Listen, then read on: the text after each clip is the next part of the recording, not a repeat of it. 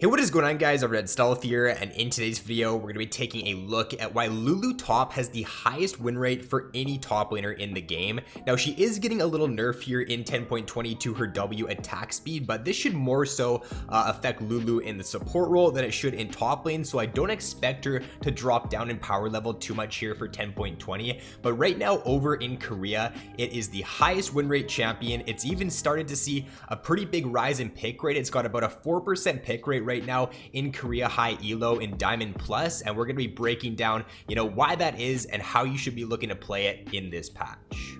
So what makes Lulu top the highest win rate champion for 10.20? Why is she so strong at the moment? Well, if you dive a little bit deeper into the statistics, take a look at her matchup statistics.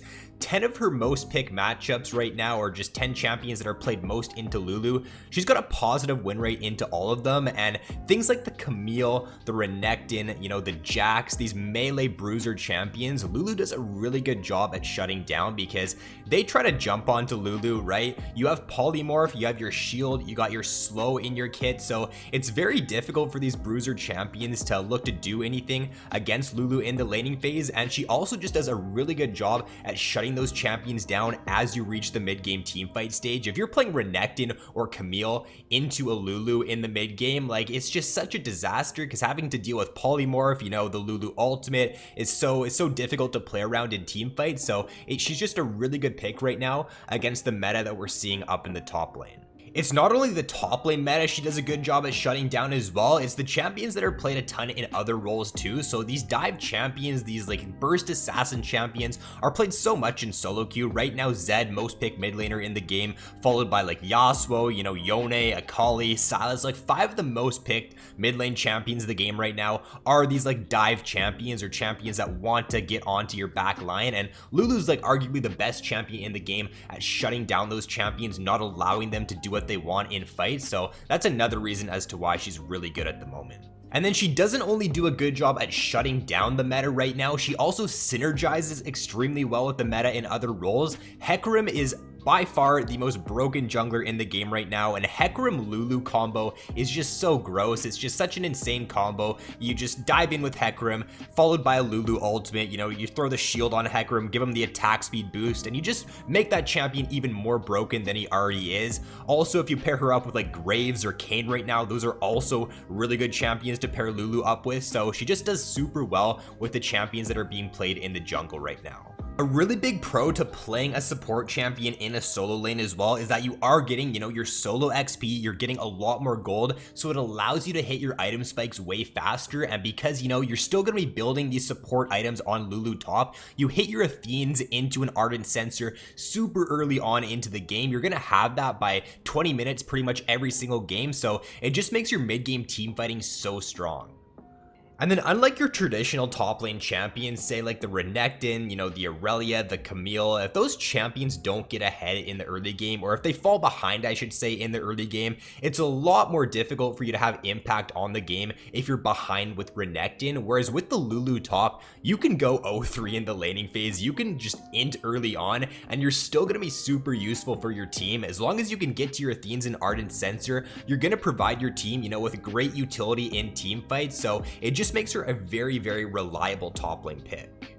So for how you should be looking to play this Lulu top throughout the laning phase, just poking with your Aerie early on with auto attacks against those melee top laners is going to deal a lot of damage for you. You also have the point and click damage coming out of your E. You can follow up with your Q there, so that gives you a lot of poke early on. So just be looking to punish the enemy whenever they're going for last hits, and just hold on to your polymorph for when they try to jump onto you. If you're playing against somebody, like the Jax or Aurelia, who's going to want to try to engage onto you, if you just hold on to polymorph until they look to, dive in on you, you just polymorph them, you try to kite away with the slow from your Q, and you just play off that polymorph cooldown. When it's not up, you got to play a little bit safer. When it is up though, you can play a lot more aggressively.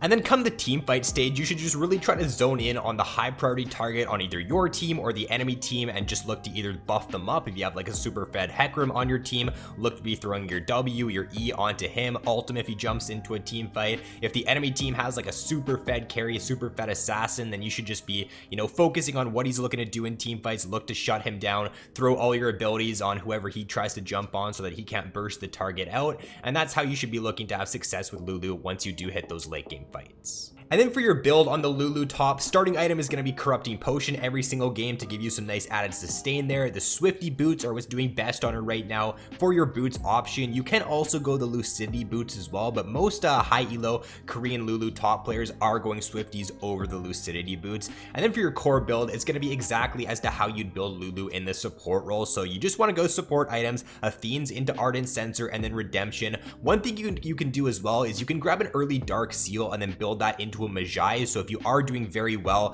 throughout the early to mid game, if you don't think you're going to be dying very often, then grab a Magi's there. It's going to be really good value for you. So that's what you should be looking to go for your build on the Lulu top. And then for your rune page, it's going to be the Summon Airy there as your keystone rune. You're going to be able to auto attack a lot in the laning phase, and that Airy is just going to add damage to your auto attacks, allow you to proc that a ton early on. You want to go the Mana Flow band there, Transcendence and Scorch. And then for your secondary runes, taking the Biscuits and the Time Warp to synergize with your Corrupting Potion and just give you even more sustain. And then in the rune stats there, that's where it gets a little bit interesting. Most players right now are taking the attack speed with double armor. Now, if you're up against an AP top laner, obviously don't take the double armor, but when you're up against picks like the Renekton, the Camille, Jax, you know, taking this double armor just makes it even more difficult for them to kill you early on in the laning phase, and you could just do a really good job at shutting them down. Taking the attack speed there allows for you to weave in a lot more auto attacks when you're trading, so you're going to be taking the Airy, right? So you're going to be able to, you know, get a lot of damage off from your auto attacks there, and it also just allows for you to just CS a lot easier in the laning phase. That extra attack speed, you'd be surprised as to how nice it does feel for you to just CS under tower better and for you to just CS in general better throughout the laning phase. And then for the ability max on your top Lulu, it's completely different from what you'd go on support Lulu. So it's going to be a Q max first into W second and then E last.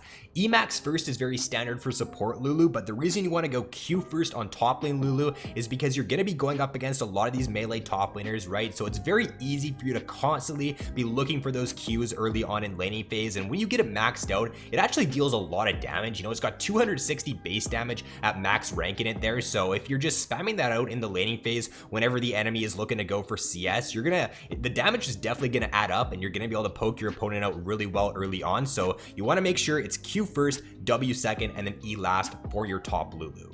And then to round things out here, who should you be looking to ban if you are playing Lulu top? So she honestly doesn't have too many bad matchups right now, which is why she is one of the best top laners, but a couple champions you should consider banning. Darius would probably be your #1 option at the moment. Darius can actually do pretty well into Lulu because he's gonna run the Ghost, right? And with the Ghost there, if he can just look to keep the wave on his side of the lane, right? If you're shoving up with Lulu, he can just look to straight up Ghost on top of you, and if he's level 6, he can actually do a pretty easy job of just all-inning you, and it's very difficult for you to deal with Darius with that Ghost and to kite him out. So he's a pretty good ban right now. The Olaf there with his ultimate, right? You can't CC him at all, so it's a little bit more difficult. Nasus with his Wither can be annoying to deal with because he just slows you, and he just can run Ghost as well to just stick onto you really well. And then for the Sylas, he just does a good job at just sustaining in the laning phase. Once he gets a couple levels too, he can just look to jump straight onto you, and he can just do a good job of sticking onto you with his mobility. So those are 4 champions